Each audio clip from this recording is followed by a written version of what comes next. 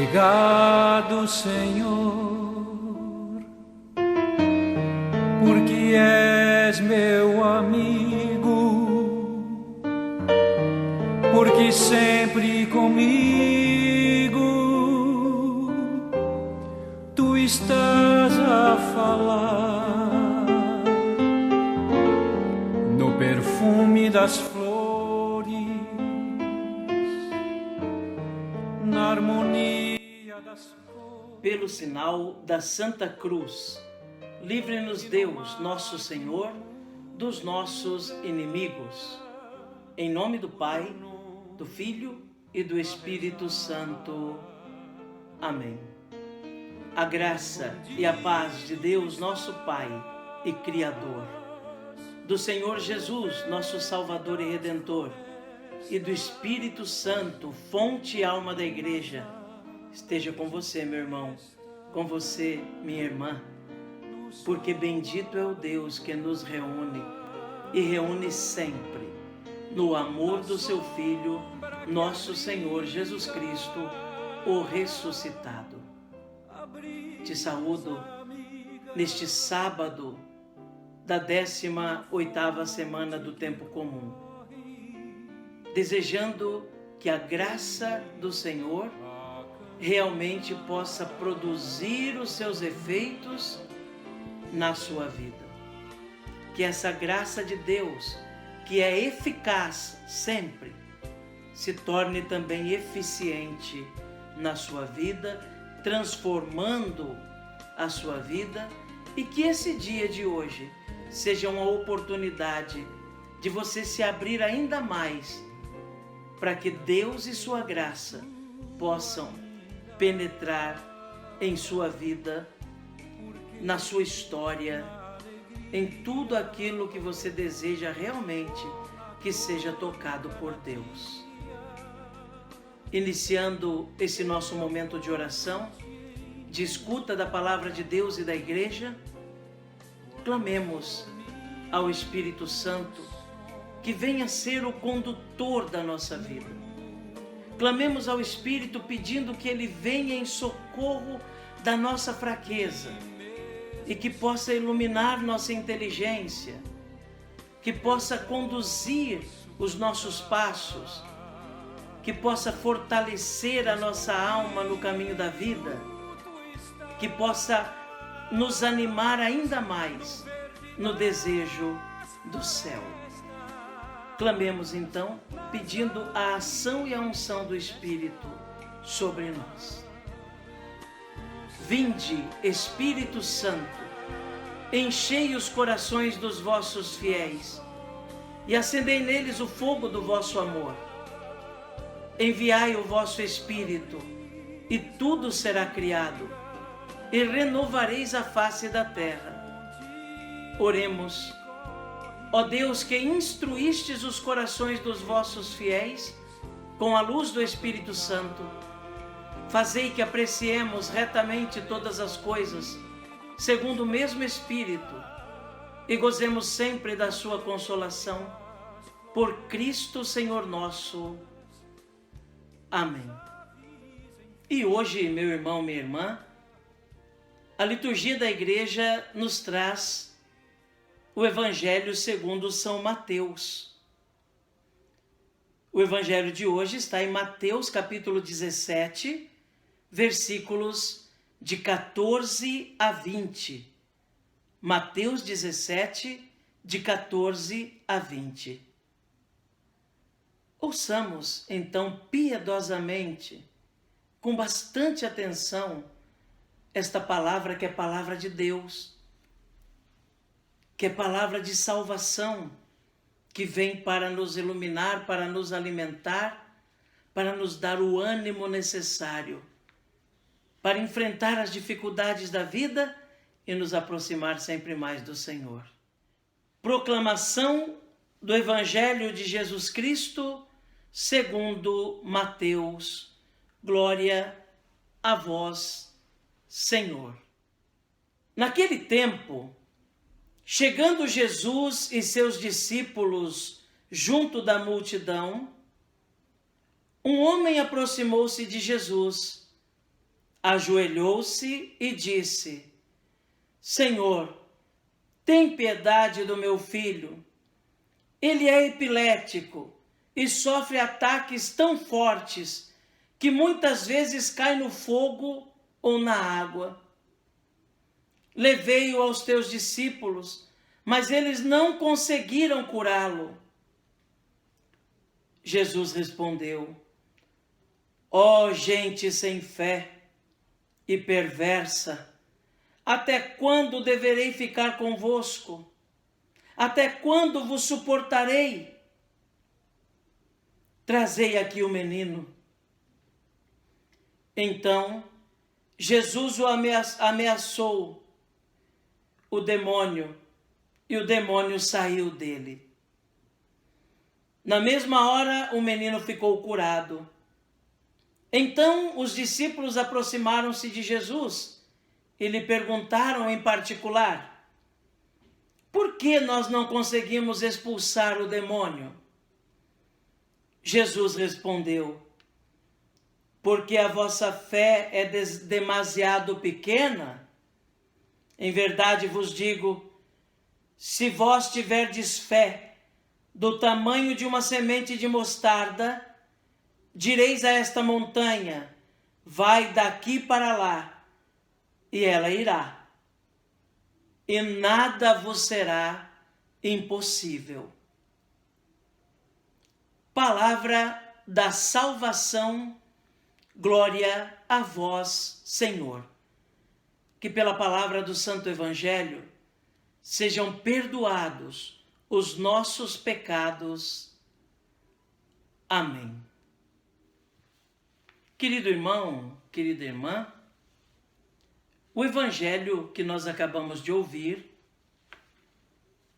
mostra a exortação de Jesus aos discípulos daquela hora e a nós que somos discípulos de agora, a termos fé. Jesus está diante de uma situação de um jovem que tem um demônio. Aliás, é importante nós sabermos aqui que no tempo de Jesus e na antiguidade, tudo aquilo que não era possível ser conhecido pela ciência de então, pela medicina, tudo aquilo que era ruim, que fazia mal e que não era possível ser compreendido pela ciência, era tratado como uma obra do demônio. Nesse evangelho nós vemos um jovem que era epilético, um jovem que, como o próprio pai dele diz, se jogava no fogo, tinha crises violentíssimas, se tornava extremamente violento e era tido como que possuído por um demônio. Com isso, não se quer de forma alguma negar a existência do mal, a existência do diabo, a existência dos demônios, dessa personalidade do mal. Ele existe. E como nos lembra a palavra de Deus, vem em forma de anjo de luz, para enganar, seduzir e matar. Mas, na verdade, é um leão rugindo, procurando a quem devorar. Mas é preciso também ter isso bem claro, que tudo que não era possível ser explicado pela medicina, uma doença incurável, quem sabe, era atribuída à obra demoníaca. Mas diante daquele acontecimento, os discípulos tentam expulsar aquele demônio ou curar aquele jovem e não conseguem. E aí Jesus dá esse ensinamento, chega a chamá-los até de geração perversa ou geração longe de Deus. geração sem fé. Quando Jesus realiza a graça na vida daquele jovem, expulsa o demônio ou cura da doença, os discípulos vêm e perguntam: por que nós não conseguimos? E Jesus é muito claro ao dizer: porque vocês não têm fé. E faz a seguinte comparação: se vocês tivessem fé como um grão de mostarda, seriam capazes de dizer a essa árvore: saia daqui e seja plantada ali. Agora, o que significa ter fé como um grão de mostarda? Alguns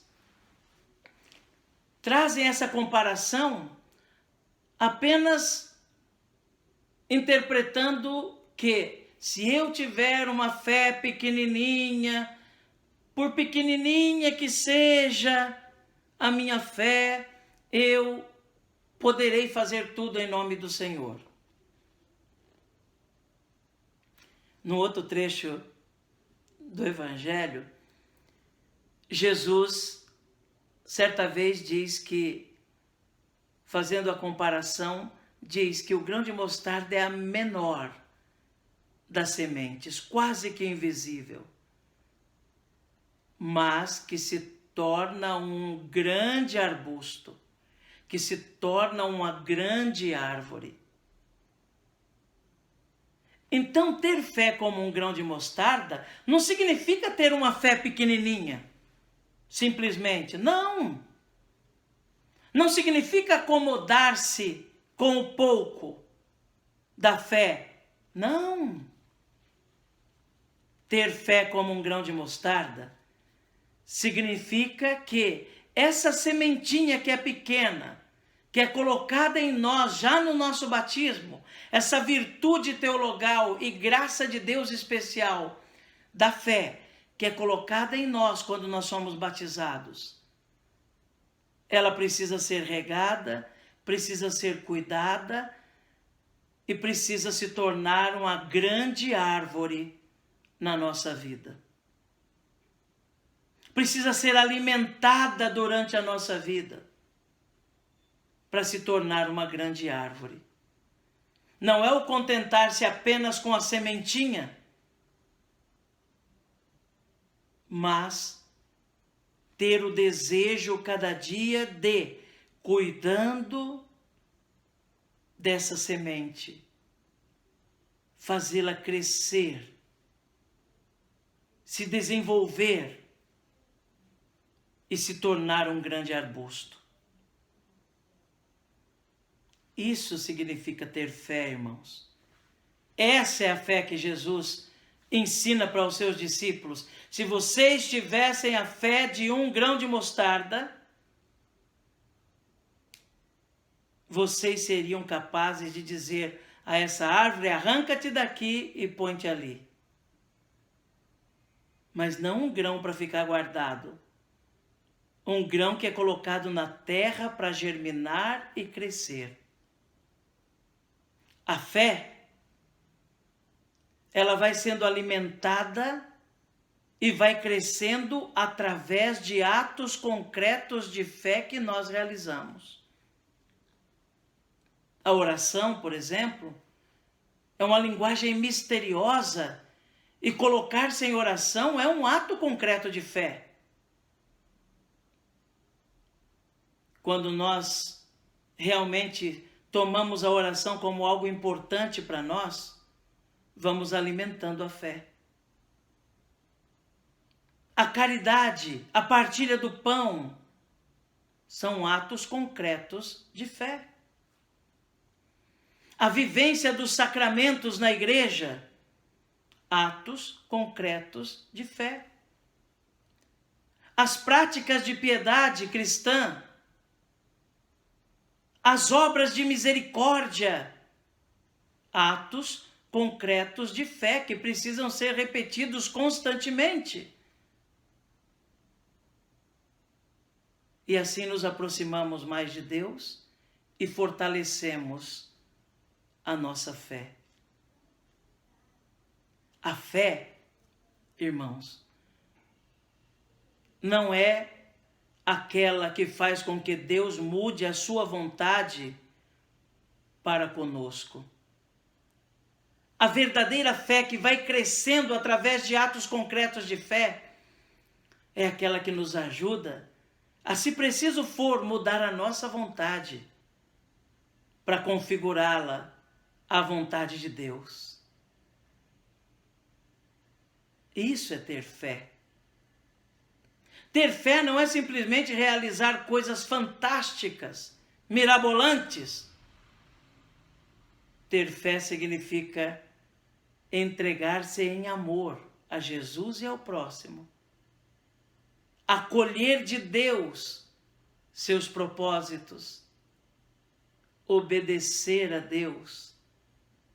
Esperar o céu. Desejar a eternidade. E fazer o bem. Ter fé é cada vez mais estarmos unidos a Cristo. E repito, as atitudes concretas de fé é que alimentam e fazem crescer a fé verdadeira que agrada a Deus. Que Jesus nos ajude então a compreender essa palavra, colocá-la em nossa vida, a nos sentirmos essa semente de mostarda que vai crescendo, que não permanece só uma semente, mas vai se desenvolvendo pela graça de Deus. Que Nossa Senhora e São Domingos de Gusmão, que hoje nós celebramos, rezem por nós. Quando a dormir